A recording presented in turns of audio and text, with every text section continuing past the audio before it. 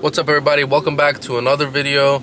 In today's video, I'm gonna be talking about 5 things I love about my Mk8 Golf R. So I'm excited to get into that. If you missed last week's video, I talked about 5 things I hate about this car. So make sure to go check that out. And without further ado, let's get into it. Also, remember to like, subscribe, comment, turn on post notifications, follow me on Instagram, all that type of good stuff. Okay, so let's get straight into it. The first thing I love about my Mk8 Golf R is the all-wheel drive system.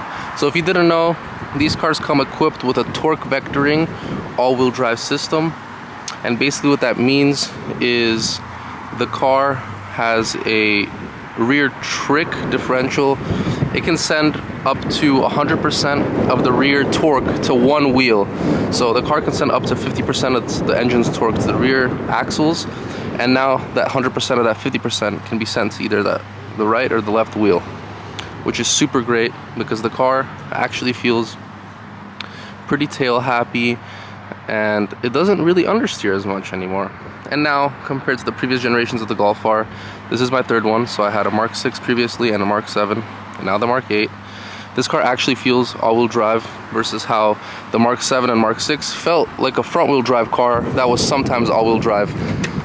And you really wouldn't feel the benefits of the all-wheel drive system as much unless it was from like a dig or something like that. But yeah, the all-wheel drive system really makes a huge difference. That's the first thing I noticed when I took this car out to the canyons and drove it a little harder.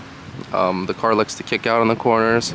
It also just rotates so nice, and you really feel that torque vectoring coming into play because you really feel it send the power to the outer wheel any given moment. It's super great, and it actually made a huge difference for the Nürburgring times. So this car actually ran, I believe, a 747 around the Nürburgring, which is super impressive. The car was full weight. Obviously the driver was a very good driver, but nonetheless super impressive that this thing, a Golf R, can run that type of time. And yeah, this all-wheel drive system is just overall amazing, and I'm really happy with it. And it also gives it a cool feature called drift mode. So let me hop in the car and show you what that's about. So you're hopping in the car here, as you see when you put it in race mode and then you click on drift, you can activate the drift mode. So it puts the ESC Sport, and then basically what this mode does, let me turn off the car, it's kind of loud. But basically what this mode does is it kind of artificially sends as much power to like the outer, whatever the outer wheel it would be, to the rear, and it lets you kind of skid and be a little more tail happy. I'll throw up a video up here of me using it.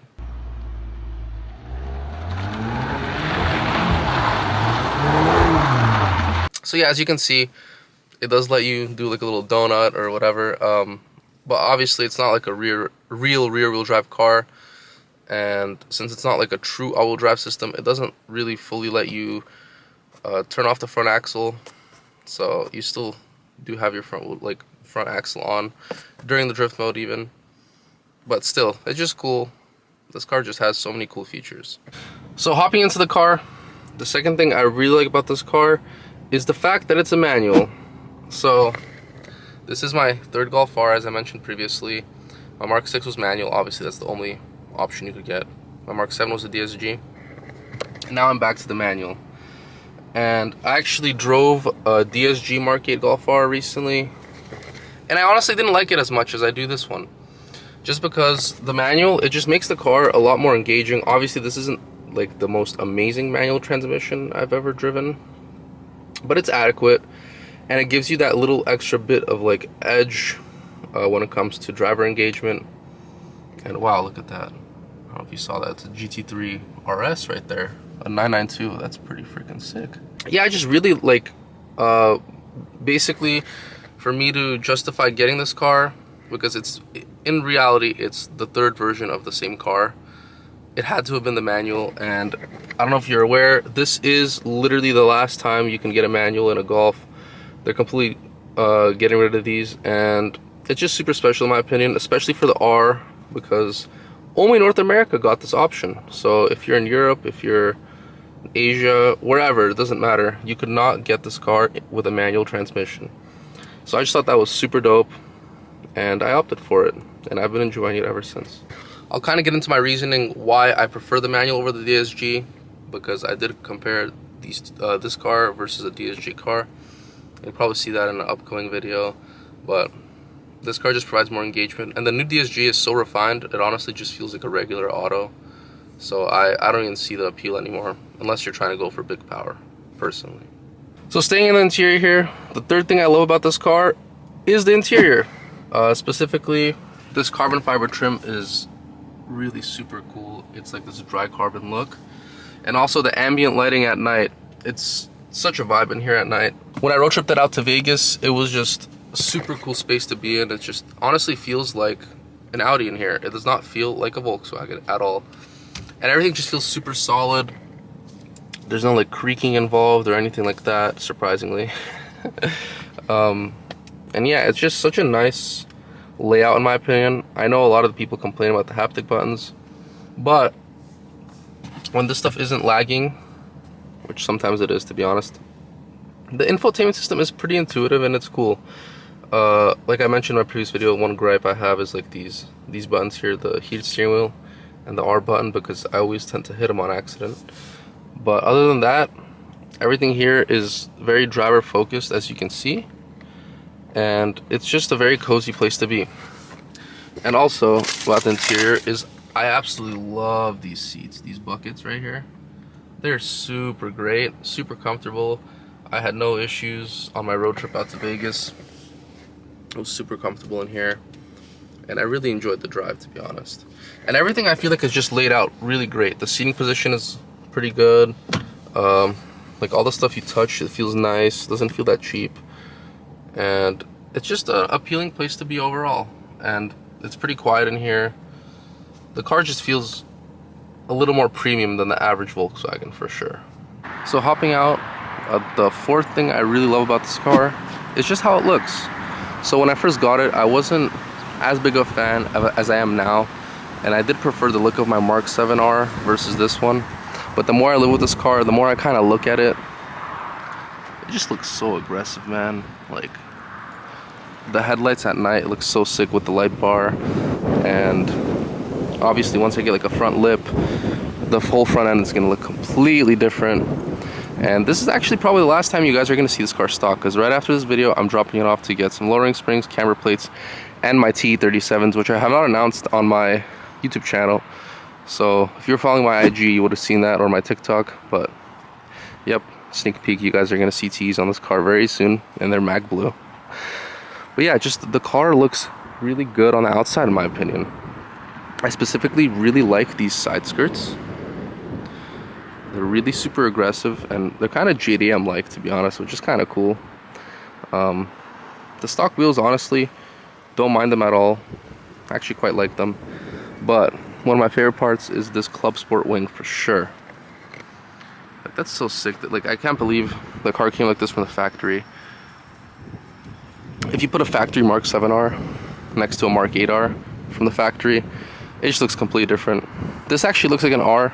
The Mark 7 just looks like a standard Golf, and if you really know about cars, you would know it's a Mark 7R, but if you didn't, you'd be like, oh, it's just a Golf. So I just really like how they differentiated this car away from like the GTI and I guess the standard Golf, which we don't even get here in America, but you can really tell the difference now when you move up in their lineup of cars. And yeah, I just really do like to look at this car. One of the things I noticed actually is the side profile of this car. It's so elegant. Like, wow, the proportions are perfect in my opinion. And that Club Sport wing, as you see, really adds that little level of aggression. So I can't wait to see this car kitted with my full carbon kit. Coming to a video soon, obviously. The car's just gonna look so great, guys.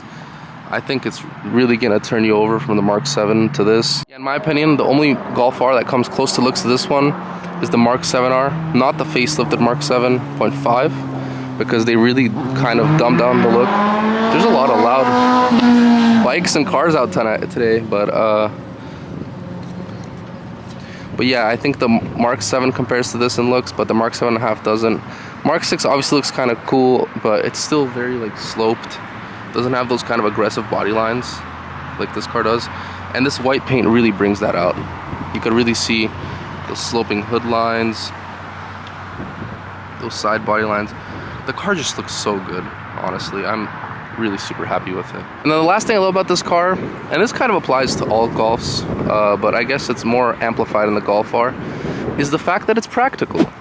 So, in my opinion, I've said this several times in videos, if you only can have one car, a GTI or a Golf R is a great solution, because you get that performance, you get that kind of joy of having a performance-oriented vehicle, but you also get a very practical daily driver. So this car obviously has 4 doors. I showed you guys the interior earlier, but let me just show you again. Oh my god, the wind just kicked open the door. So obviously you have 2 front seats as always. And I apologize, it's a bit dirty back here. I had some people in my car yesterday, but you got your back seats as well. And you could comfortably fit 4 people in this car. And I've done it before, and a lot of my friends are actually pretty tall, so like people over 6 foot have fit in here, and I'm over 6 foot too. Or I'm not over 6 foot too, I'm over 6 foot as well. And we all fit in this car comfortably, and the fact that it's a hatchback amplifies that even more, because not only can all 4 of us fit, I know it's a little messy in here, I apologize, it's always, you know how it is. It's my daily driver, so there's a bunch of junk in here. But you can also comfortably fit 4 people's luggages in the back. So 4 people in the car, and then all their stuff in the trunk, which is super great.